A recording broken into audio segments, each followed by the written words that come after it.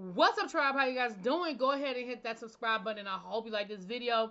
This is your review for the Real Housewives of Salt Lake City, Season 4, Episode 13, I believe it is. The ladies on their way to Bermuda, okay? Monica's family, now, it sounds like part of her mom is Portuguese by way of Bermuda. They said it's a large Portuguese community in Bermuda, because I believe Bermuda is Bermuda controlled by the Portuguese? I'm not sure. Pardon my ignorance on the geography of those things, but I believe that's what it is. Just like St. Martin, half of the island is French and the other half of the island is Dutch. So maybe that's what it is with Portugal, or at some point in time the Portuguese colonized Bermuda. Either way, that is how Monica's connected, and she actually spent time in Bermuda as a child. So it's her birthday, it's a celebration, blah blah blah. We see the ladies packing, blah, blah, blah. We see them get to the airport, blah, blah, blah. Whitney's still not speaking to Lisa. Child, they done gave Meredith 2 sleeping pills, and Meredith is out of it, okay? Meredith is woozy and out of it. Now, this bathtub situation becomes a big deal, but let me explain how I feel about the whole bathtub situation. First of all, the house is gorgeous. Listen. They got to Bermuda, baby. That house is a whole mansion. And I'm going to be honest with it's a TV show. So let me just talk about me and my friends right now. And maybe me and my friends are different because technically these people aren't always friends. Sometimes they're friends, sometimes they're not. But for real, they really co-workers. But let's just go down this road. On the bus, on the way to the house, something is clearly wrong with Meredith. She is freezing. She's asking them to turn up the heat. Girl, you are in Bermuda and you want them to turn the heat on. She is freezing. She's asking for blankets. So something is wrong. I don't know if it was a combination of the alcohol and her having 2 sleeping pills and her having to try to get it out the system. I don't know what all went down, but it is clearly something wrong with Meredith. Now, on the bus, on the way to the house, Meredith said, I don't really care about the rooms. I just want a tub. Now, as far as that's concerned, in my mind, me and my friends are rolling, and I have a friend that says, listen, I don't even care nothing about the rest of them rooms. I just want a tub. I just want to be able to take a bath. I ain't understanding what was so hard about that, y'all. Like, the fact that this became a thing is ridiculous to me. Why somebody ain't get that lady? She said that's all she asked for. At least that's the clip they showed us.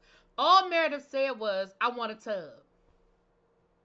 Everybody got their own room, which means there were at least 6 bedrooms in that house. At least 5 of them bedrooms had a tub, because everybody ended up with a tub except for Meredith. That is ridiculous. So when they got to the house, Heather says, basically, all right, everybody has their own room. Y'all go choose your room. Now, Meredith's thing was, I ain't about to sit here and run through this house looking for a room. But I think part of it is because she did not feel well. And it's clear that she did not feel well, right?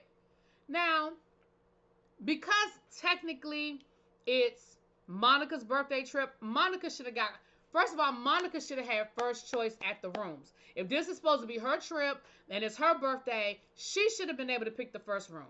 And then after she picked her room, everybody picked the rooms from there. That's how I would have done it. I understand it's a TV show. Yeah, I understand Bravo paid for everything. We get that. But let's just go with the story, okay? The story is that it's Monica's birthday trip and her and Heather are hosting it. Monica should have got the best room, or at least had first dibs at a room. If I'm Heather, the host of the trip, I would have said, all right, you guys, let Meredith, this is going to be your room, because it's a tub here. Y'all can pick from whatever else is left. And then Heather going to say later on, I mean, I don't even take baths, so I kind of feel bad that I'm keeping a room with the tub. Girl, she asked for one thing. And she's sick. So she ends up with the one room that don't have a damn tub. And she in her feelings about it. I understand her being in her feelings about it. I could see if she didn't say nothing. But they specifically said on their way to the house, we got to make sure Meredith gets a room with a tub. So I'm with Meredith on this one. I don't think she's being bratty. I think that I understand where she is coming from. Moving on. So they get there, and of course there's food, there's a spread or whatever. Meredith immediately, after the whole room situation, she goes to lay down. She said, listen, I'm over this. I really don't have an appetite. I don't feel well. I am fucking freezing. I'm sorry, I didn't mean to say that. I'm freezing. I need to go lay down. So the ladies are getting their plates, and Monica goes to check on Meredith. Now, in the moment, I was like, when did Monica and Meredith get this close? That she going to check on her? But now, part of it is her just being a friend. You know what I'm saying? Part of it is her just being a good friend, or just checking on her. Because I mean, it wasn't that big of a deal for her to go check on Meredith. But then we found out later on that her and Meredith have actually been hanging out and doing stuff, building a real friendship outside of the cameras and stuff like that. So, well, not necessarily outside of the cameras, because we did see clips of it. But anyway. So,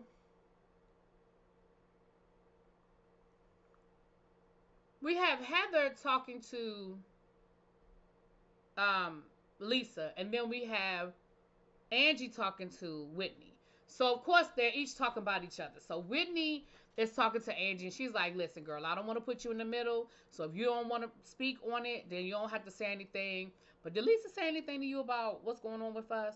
And Angie was like, "Well, she told me she was upset. She told me that she left Meredith's event very upset, and that you said some things that were very hurtful to her." So so Whitney goes on to talk about what her issue is with Lisa. Now, I'm going to probably surprise y'all in a few minutes, but buckle up. Heather is talking to Lisa, and Lisa is saying, "Look, I really appreciate my friendship with Whitney, but at the end of the day, I feel like Whitney did some stuff that I didn't appreciate. I feel like she kind of did some really effed up stuff. I didn't appreciate the fact of what she said to me, and I left the event upset, and Whitney was like, I tried to text her, but she didn't respond. I tried to text her, but she didn't respond. See, that's the kind of stuff that bothers me. I've said this a million times on different shows and in different scenarios. When someone is upset, you have to let them process. So you were mad, she was mad, you're over it, and now you want to talk it through, and she's not ready to talk it through. She's not wrong for saying, you know what, I really don't have nothing to say to you right now. She's not wrong for that. She don't have nothing to say to you right now because either she just pissed off, maybe she just, listen, and I really think people need to respect that more, that I'm not saying anything to you because what I might say to you might really end up being really worse than if you just leave me alone and let me process it, and then I can talk to you in a way that's not going to make the situation worse. But neither here nor there.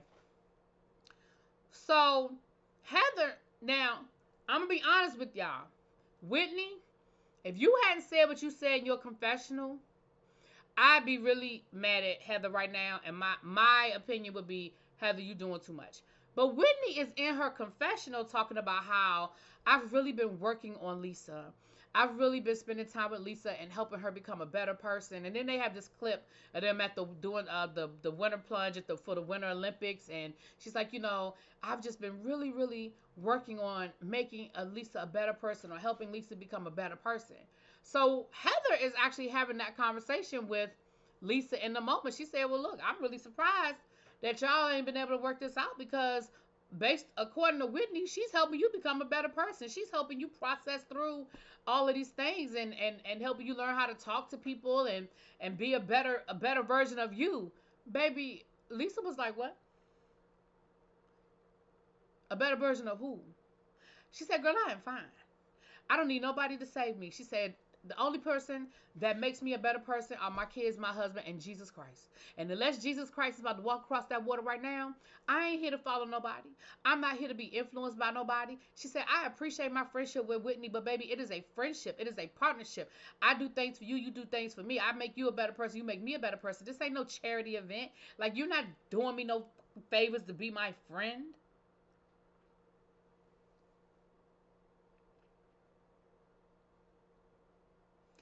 I said, "Well, now again, Whitney, you basically said that in your confessional. And had Whitney not said that in her confessional, I'd be side-eyeing Heather like, you just being messy and stirring the pot." Now, she's still being messy and stirring the pot. And she's doing her job as a reality TV person. But Whitney, girl, you said it. You said it because you said it in your confessional. So I absolutely believe you said it to Heather, because you said it in your confessional. But later on, Whitney is going to try to make it seem like Heather's blown it out of proportion, and that's not what she said. That's not what she meant. Whatever. We'll get to that, because that whole dinner at the end of this episode was a whole mess. So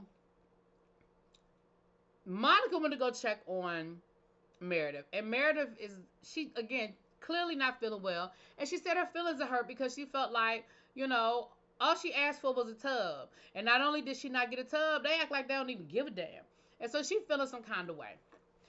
They end up calling in the mobile medic, and they find that she is dehydrated. They give her IV. And so while she's doing that, Heather goes to check on her. I'm sure the rest of the girls went to check on her, but they just didn't show it. But we know that Heather went to check on her. We know Monica went to check on her. They have a concierge come and do like a rum tasting with them, because rum is like the official wine. Liquor of the island. And so they do like a rum testing before they go to dinner. Meredith doesn't make it to the rum tasting, but she does make it to dinner. She rallies, and she is literally laying on her back while that man is doing her makeup. And I thought it was hilarious that she was laying there while she was getting her hair and makeup done. It was hilarious to me. But anyway, so then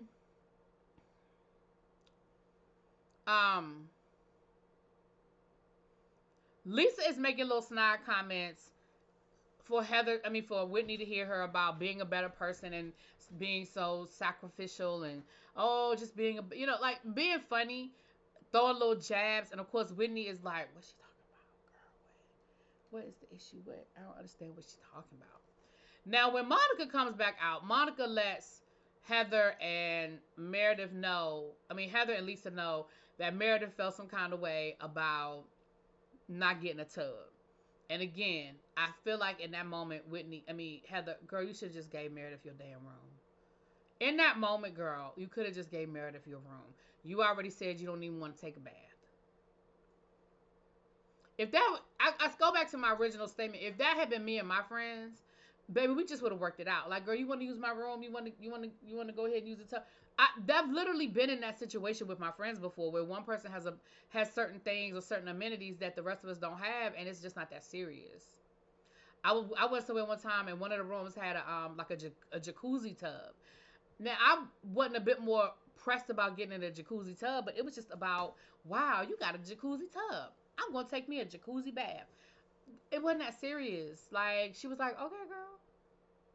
So I'm not even sure why this became a thing, but I'm sure it became a thing because it was a thing. So we're on the bus. We're on our way to dinner. Child, Meredith done rallied. Meredith was like, can I ask everybody on this bus a question? So, of course, everybody was like, fuck.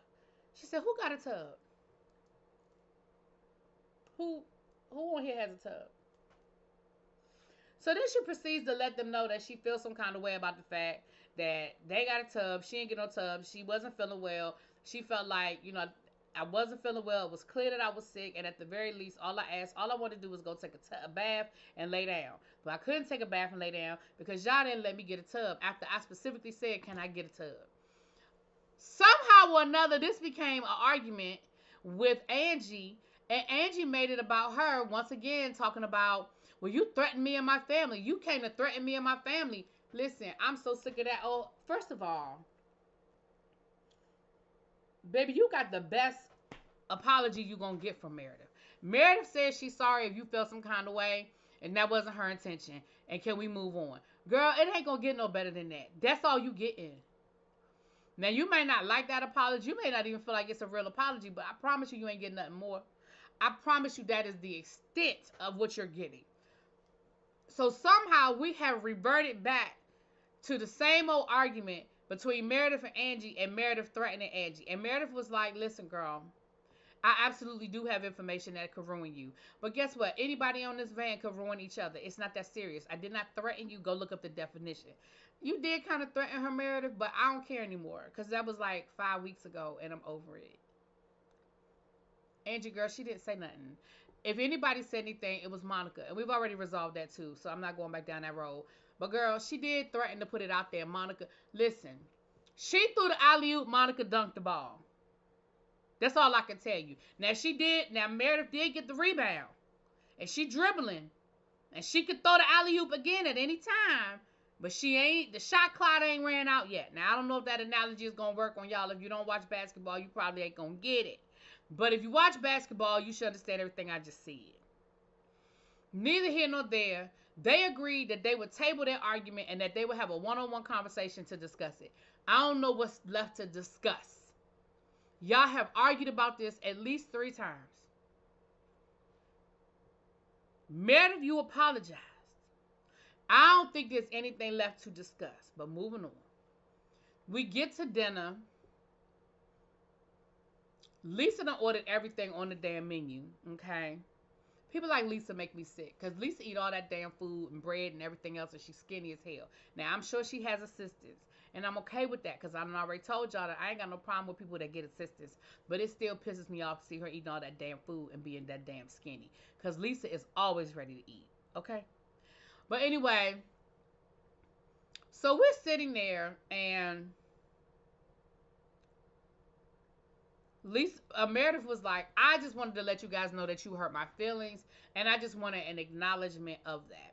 So everybody at the table acknowledged her, right? She was like, thank you. That's all I wanted was for you guys to acknowledge that I was hurting. So here go Whitney ass. See, and I knew it wasn't going to last with Whitney. I knew it wasn't going to freaking last with Whitney. Because, see, last week I was feeling bad for Whitney. But I knew it. Because Whitney is a whiny ass. It's always about, you did me and you made me feel and I feel that. I knew it was going to be that. So I knew this was going to dissolve into, because Whitney, I was with you last week. I do feel like Lisa was a little insensitive in the situation. But the flip side of it is, girl, you dragging it.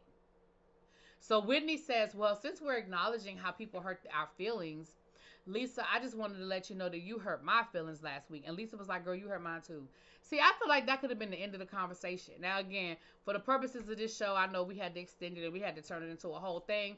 But I feel like if both of y'all hurt each other's feelings, can we just apologize and move the fuck on?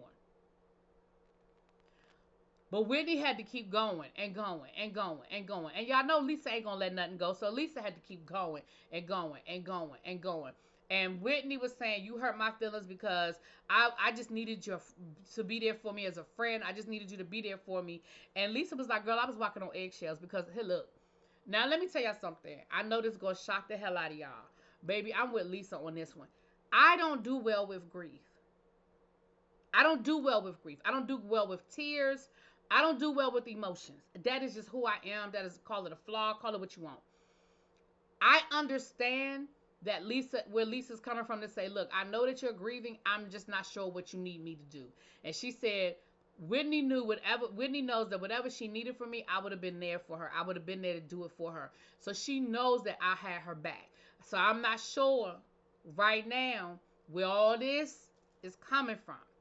But Lisa is upset because now she's sitting on this information that Heather didn't gave her. So she brings it up. And of course now Whitney is like, what? What do you mean? Heather, what are you talking about? And Heather was like, what you're not going to do is sit here and act like you ain't said. You ain't about to sit here and play that game. You said that when you hang out with Lisa, you're helping Lisa to become a better person. And Whitney was like, what are you talking about? We help each other. I love you. Y'all. So then her and Heather get into it. Because she says, Heather, you're just upset because of you, but you're jealous of my relationship with Lisa because you and Lisa can't seem to get along and y'all can't seem to get past y'all own issues. And Heather was like, girl, what you talking about? Me and Lisa done talk these things out. We done work through it. I don't know what you're talking about. She said, she said, ain't nobody got to worry about no Lisa's issue with the church, because Lisa ain't got no issue with the church, right? Her path ain't the same as what my path was, and me and her have talked, and we're good now. Like, we've worked all of that out. So what are you talking about? So Lisa and Heather are both kind of yelling at Whitney at the same time. So baby, Whitney gonna turn to Heather and tell her to shut the F up. Ooh, what she do that for? Heather was like, what? Did you just tell me to shut the F up? Baby, Whitney was like, I did. She said, are you, what? How did, like Heather ain't even know what to do with that. And Whitney was like, I did. She said, because I'm trying to talk to Lisa right now. I really ain't trying to talk to you. Baby, Heather made her apologize. But baby, Heather was feeling that. She said, I am pissed right now. Whitney was like, why? Because I told you to shut the F up? Like, what do you mean? Baby. So next thing I know, Whitney done flipped this whole thing into all of y'all are jealous of my friendship with Lisa, because me and Lisa have this deep friendship, and we bond and we connect on levels that y'all can't even understand, that y'all can't even imagine. Girl, everybody is now looking at Whitney like, girl, what? Including Lisa. Like, what? Heather was like, girl, ain't nobody jealous of y'all friendship. Yes, you are, Heather. You're just jealous because Lisa is the person that I called, and Lisa is the person that I wanted comforting me while in my time of grief, and not you. Whitney was like, girl, that's not even a thing, girl. Nobody is mad. Nobody's angry. What are you talking about? So now everybody at the table is just confusion, right? And it's time to go home. They pack up their food and they're headed back to the house. Everybody's tired, probably half drunk. Now I'm gonna be honest with you guys about something. And I don't say this very often. I very seldom, because these are very serious accusations and allegations. Um, but Heather seemed like, I mean, not Heather. Whitney seemed like she was on something more than alcohol. Do y'all feel like Whitney was? It was weird. Whitney's energy was weird. She was slurring, and then she passed out on the bus on the way back. Maybe she just drank too much. I'm not sure, but Whitney was definitely somewhere else. So then Monica and Meredith end up they end up being the only two still up. Everybody went to bed or whatever. And Monica is trying to talk to Meredith about, well, come to find out, somebody then sent them DMs about Angie, telling them all about Angie's business. Telling them about Angie's got a bankruptcy, Angie's got tax liens, Angie is a liar. And they then started talking about the Greek Mafia and how Angie's family is part of the Greek Mafia. And that's what, like, all of this. So this is where we found out that Meredith and Monica have been hanging out. And these are the types of conversations that they're having about the Greek Mafia, whatever. Baby Meredith acted like she don't know what Monica talking about. And Monica was like, I'm not understand why Meredith is acting like she don't know what I'm talking about, because we both said we got these text messages, but she's the one that reached out to me to ask me if I got them. So why is she acting weird right now? Girl, she acting weird because y'all on camera. Girl, did she ask you about them text messages on camera? Did she ask you if you got them text messages while y'all was filming? Or did she talk to you when there wasn't no cameras around? Because it seems, especially after everything that's going on with Meredith being accused of trying to spread rumors about Angie, baby, Meredith is backing up off that thing. You better take a cue, Monica. Because, see, now you didn't actually put it. That's the second time that y'all, see, didn't I tell y'all early on about Meredith with the alley-oop? She done threw the alley-oop to Monica again, and Monica asked and slam dunked it once again, and Meredith just sitting back cheering. That's the second time she done put a battery in your back, Monica, and you done repeated something on camera that she told you off camera.